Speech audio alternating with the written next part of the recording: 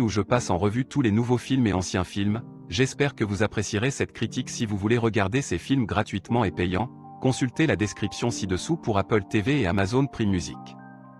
Commençons cette critique de film. Une bataille épique il y a 20 ans peut, en fait, être toujours là. Javanuana Walton incarne Sam, un garçon qui vit à Granite City. C'est un endroit un peu comme Gotham qui ne cesse de sombrer dans le crime et la corruption. Il est obsédé par l'histoire et la mythologie du super-héros de la ville, Samaritan, qui a combattu plusieurs années auparavant le frère super-vilain Némésie. Or, tous deux sont censés être morts dans cette bataille. Sam, cependant, est convaincu que Samaritan est vivant et est constamment à la recherche de celui qu'il pense être son héros. Il s'agit d'une bande dessinée très sombre. Et je veux surtout dire sombre dans le sens d'un manque d'éclairage. Il y a beaucoup de nuages et de pluie qui assombrissent la ville, ce qui donne à la présentation un sentiment de froideur, renforcé par une teinte bleutée de l'ensemble de la production. Sylvester Stallone joue le rôle de Joe, un voisin de Sam qui l'aide dans une situation donnée, ce qui conduit ensuite à une légère amitié.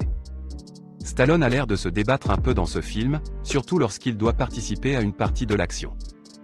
Et sérieusement, je veux dire, je ne peux pas lui en vouloir parce que le mec a genre 76 ans. Il se déplace plutôt bien, compte tenu de son âge. Maintenant, parce que c'est une histoire de super-héros, il doit y avoir un méchant. Et comme on nous dit dans la séquence d'ouverture que Samaritan et Némésie sont tous deux morts dans leur combat, un nouveau combattant nommé Cyrus espère se lever et terminer ce que, selon lui, Némésie essayait d'accomplir. Les motivations du méchant et de ses sbires sont pour le moins vagues. En gros, c'est un méchant qui veut faire de mauvaises choses et qui veut être le plus grand et le meilleur méchant du coin. Je suppose que c'est tout ce dont nous avons besoin, non? Mais vous le reconnaîtrez peut-être en tant que Greyjoy de Game of Thrones. Il joue son rôle de menace autant qu'il le peut, mais comme il nous est étranger, il est difficile de ressentir de la peur ou de l'anxiété à la suite de ces menaces.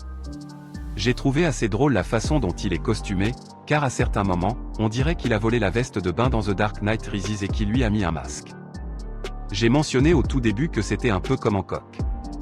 C'est ce film avec Will Smith où il est une sorte de super-héros réticent à cause de certaines choses dans son passé. Nous partons donc du principe que, si nous croyons à la théorie de Sam selon laquelle Joe est le Samaritain, il se cache depuis quelques années à cause de la merde qui s'est produite entre lui et son frère. Le film dure 1h40, et malgré cette durée relativement courte, certaines parties traînent et donnent l'impression qu'il est plus long qu'il ne l'est. Il y a beaucoup de va-et-vient entre Cyrus, ses acolytes et Samedi. Cela permet d'établir une relation antagoniste, mais cela semble aussi un peu répétitif et inutile, car il n'y a pas beaucoup d'informations sur Cyrus. Littéralement, c'est juste un mauvais garçon qui finit par s'en prendre à un enfant dans le but de faire sortir Samaritan de sa cachette.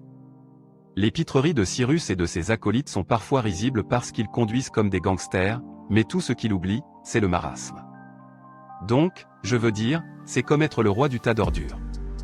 Mais, waouh, ils sont assez fiers de cet accomplissement. Maintenant, pour une histoire de super-héros, c'est assez terre à terre en ce qui concerne les pouvoirs. Cela aide à minimiser aussi le besoin de beaucoup d'effets spéciaux, même. Bien que certains soient utilisés ici. Quand il y a des séquences de combat et que des corps doivent être jetés en l'air, c'est assez convaincant. Mais ensuite, en raison de la classification PG-13, lorsqu'il y a des coups de feu et des corps brisés, le sang est presque inexistant. Il n'y a pas de gore montré, ce qui rend le film assez inoffensif malgré une tonne de violence. Il y a quelques séquences qui impliquent le feu et je pense qu'elles sont en fait assez décentes dans leur efficacité. On dirait que les acteurs sont entourés par toutes les flammes, surtout avec l'air plié par la chaleur. Mais dans d'autres séquences impliquant le feu, les effets sont clairement simulés. Il y a aussi une scène où un personnage est désuet et cela m'a fait tressaillir. Même si ce n'était pas terrible, ce n'était pas naturel, ce qui est devenu gênant. Heureusement, cela n'a pas duré trop longtemps à l'écran et n'a été utilisé qu'à un seul moment. Pour ce qui est de l'action, les 2 premiers tiers du film sont beaucoup moins animés que ce que j'avais prévu. Je veux dire, il y en a encore, mais le film choisit de se concentrer plus sur le dialogue qu'autre chose et je ne pense pas que ce soit nécessairement une mauvaise chose. Mais dans le dernier acte, nous avons droit à une séquence de combat assez énorme. C'est très amusant, et c'est rempli d'adrénaline. Même s'il y a beaucoup de coupes rapides dans l'action, la scène offre quelques mouvements fous impliquant certains objets qui m'ont fait grimacer lorsqu'ils ont été utilisés.